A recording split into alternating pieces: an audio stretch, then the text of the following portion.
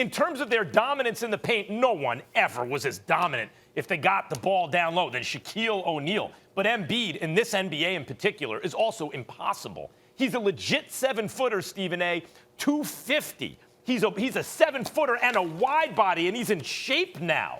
But so the down low skills are there, and he's shooting fewer threes, and he's more down in the paint than before. And as a result, he's at the line more than ever before, and he's shooting 86%. Free throws, much better than Shaquille O'Neal ever did. And even though he's shooting fewer threes, like 2 or 3 a game, 2.5, 3 threes a game, he's hitting them at like 40% or a little better even right now, Embiid. The difference primarily between Shaq and Embiid in terms of all-around skill is Embiid can shoot.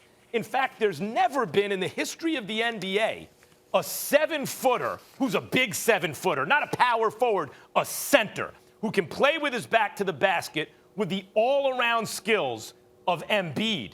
You know, I'm cheating a little bit there because Duncan and Olajuwon more like, you know, a little shorter. Embiid can do everything you want a center to do. He's the most skilled, legit 7-foot wide body ever. My response to that is Joel Embiid can shoot the ball better away from the basket. He's clearly a better free throw shooter.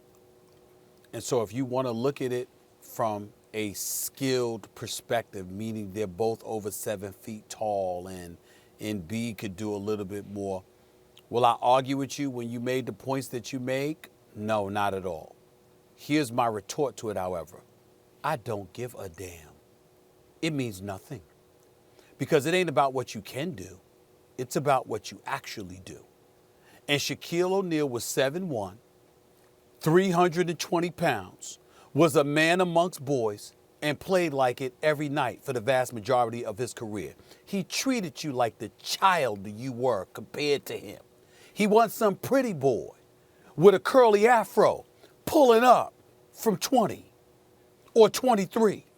He wasn't sitting up there trying to dance and dribble the ball on the perimeter and had to wait until a coach got fired and they got tired of getting swept in the playoffs to learn that you're supposed to have your big butt down low and be a man amongst boys. I recall Joel Embiid going on national television and saying, Shaq's right. Get your big behind back down in the post and be a man and manhandle these young boys. Because compared to you, they are boys. You making them look like men because you're not playing as hard as you can play. You are not dominating them, which was why Shaq at the time, about a year and a half ago, Max, if you recall, sat up there and said if he had to take off his Superman cape and give it to somebody, it would have been the Greek freak Giannis Antetokounmpo because he goes in the hole and treats boys like they are boys. What we're seeing from Joel Embiid now, you applaud him for it, Max. And I'm not saying he doesn't deserve it because I love Joel Embiid. What I'm saying is that it also illuminates what he hasn't done. But he could have done it all along. Did he gain extra pounds? Did all of a sudden he acquire skills he didn't have? These things that you're seeing from Joel Embiid right now are skills he had last year, skills he had the year before, skills he had the year before that. And when healthy, he still didn't use them. So when you sit up here and you talk about Joel Embiid and what he's doing, what you're missing is that the ultimate indictment against him is that he didn't learn and acquire something new. Doc Rivers came to the Philadelphia 76ers and said, yo, what the hell are you doing?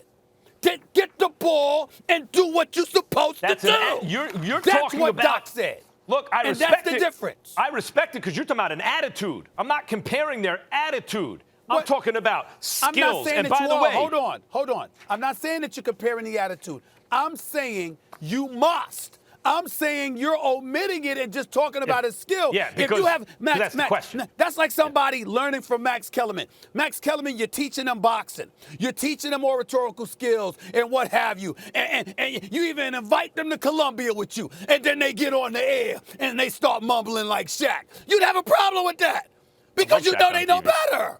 But look, you know they know Stephen A., better. I understand your point, but I am just talking about skills. I'm making a specific point about skills. At his size, there's never been anyone like Embiid. And in this NBA, Stephen A., the offensive skills are just half of it. He's the best defender in the league probably this year. And think of how versatile you have to be defensively now compared to back in the day as a big today. I didn't think it was possible for a back-to-the-basket type guy, which Embiid can do, to be an MVP. But right now, I think he is. I saw him put a move. I brought this up yesterday. I saw him put a move on Cleveland over the weekend. A step-back, mid-range jump shot, and I didn't know it was Embiid at first. I thought it was a guard or a forward. What? That's Joel Embiid? His skills, we've never seen anything like it in a package like this. And the fact that he can apply it in the modern NBA, both ends of the floor, all I'm saying is we're seeing something new. Max, fine. And here's my retort to that. Max Kellerman, Joel Embiid is shooting 52% from the field this year. Do you realize that's the first time in his career he shot better than 50% on the season? Because he moved inside. Shaquille O'Neal shot better than 52 or 50% from the field the first 17 years of his career. Yeah. 17 all high years. percentage shots, I get it. But what I'm saying is, knowing who you are and dominating from that perspective, you got to, when you look at the skill, I'm saying you could applaud it. I'm saying it's an indictment against Embiid because the skills have been there. You could have been doing this. Philly you want to beat him up over what he was or what he is now? Philly might have been to the finals 2 years ago. You want to give him his flowers for what he is now, or you want to beat him up for what he was? Thanks for watching ESPN on YouTube. For live streaming sports and premium content, subscribe to ESPN+.